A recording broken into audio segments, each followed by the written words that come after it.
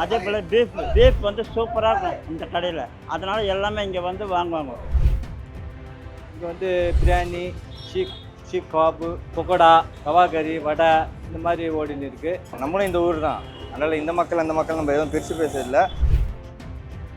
எங்களுக்கு வாழ்வாதாரமே தானே. கஷ்டப்பட்ட போது எங்களுக்கு கை கொடுத்தது இந்த அர்த்தம் வியாபாரம்.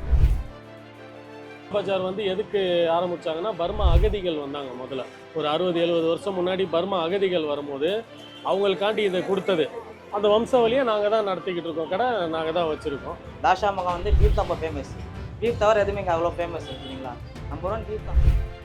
உட்கார்ந்து சாப்பிட்றாங்கன்னா ஜனங்களை வந்து விரும்புகிறாங்க. இப்போ இந்த கறிக்கு இந்த ஆஸ்மா, டிவி நோய் இது சாப்பிட்டா வியாதி வராதுன்ட்டு ஒரு இது ஜனங்களுக்கு. சென்னையில் இருக்கிறவங்க எல்லா இடத்துல கூட இங்கே வராங்க. எங்கே வராங்க? தாஷா மகள் வராங்க. இது வந்து தாதுஷா மக்கான், தாஷா மக்கான் கிடையாது.